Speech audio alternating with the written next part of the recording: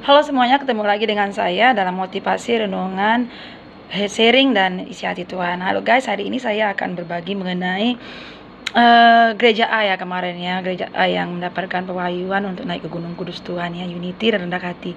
Nah, saat ini juga saya mau berbagi mengenai pengalaman saya dengan Tuhan, isi hati Tuhan ya, karena gereja ini sudah lama, gereja A ini dibangun belum selesai. Jadi saya minta tuntunan Tuhan gitu, apa hamba Tuhan A ini benar-benar memang dari Tuhan gitu ya, seujon ya. Jadi bertobatlah kita ya, orang gereja-gereja, jemaat ataupun anak-anak Tuhan, pengerja-pengerja, kalau seujon dengan hamba Tuhan, bertobat ya. Jadi saya punya bertobat ini ya. Jadi saya masih berpikir ini dari Tuhan apa tidak gitu kan. Tapi ketika saya merenungkan ini, teman saya sudah dapat kalau itu gereja A itu dibuat untuk supaya kemuliaan Tuhan itu hadir di Medan, Sumatera Utara. Nah, jadi saya minta Tuhan kasih saya sesuatu wahyu gitu ya. Apa benar gitu ya? Karena saya penasaran juga ya. Penasaran itu bisa perlu, tapi penasaran dalam tanda kutip harus yang positif ya. Tuhan pasti jawab. Tapi kalau penasarannya karena untuk menyatukan seseorang, itu Tuhan tidak jawab. Ini penasaran karena memang kita positif berpikirnya ya. Untuk maksudnya gini loh, apa benar Tuhan memang kemuliaan Tuhan akan ada di Sumatera gitu.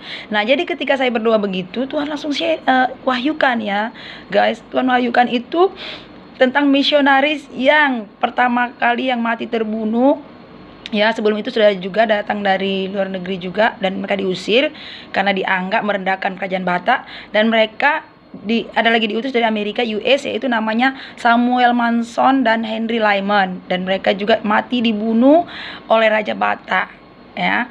Dan kedua itu mereka setelah dibunuh, Tuhan kirim lagi dari Jerman, namanya Ludwig Eigner Nommensen ya. Nah, jadi Tuhan wahyukan saya setelah itu estafetnya ke hamba Tuhan Aini yang membangun gereja ini. Wah, saya shock ya, speechless, karena begitu besar proyek Tuhan gitu ya, di Tanah Batak gitu ya, sampai mereka yang martir yang sudah mati semuanya, misionaris tersebut, Tuhan masih sediakan tongkat estafet untuk Tanah Batak ini supaya tetap kemuliaan Tuhan itu ada.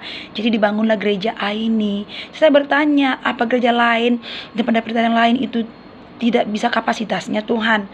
Tuhan itu mengasih pengertian gini, semua dipakai Tuhan gitu. Tapi ada yang menanam, ada yang menabur benih, ada yang merawat, ada yang menyiram, dan Tuhan memberi pertumbuhan. Jadi terjawab sudah pertanyaan saya tadi yang seujon tadi ini, tapi dalam seujon tanda kutip positif ya, seujonnya ya. Jadi poinnya di sini adalah tongkat estafet.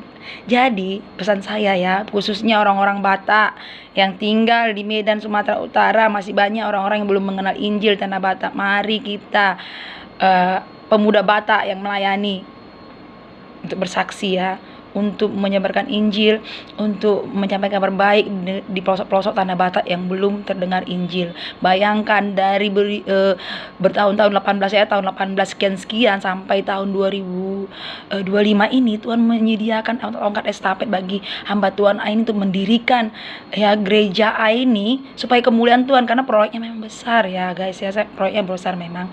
Jadi semua kita harus ambil bagian gereja di Tanah Batak dan anak-anak muda, orang-orang tua, supaya Yoel 2 ayat 28 29 itu digenapi di Tanah Batak ya guys ya.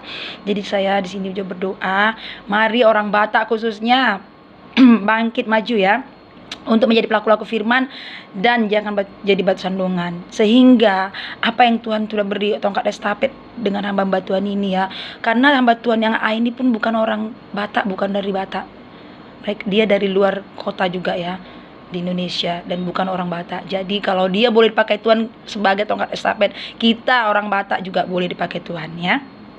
Ini titik poinnya. Jadi hari-hari ini bangkit beritakan firman di Tanah Batak. Tuhan pasti memberkati.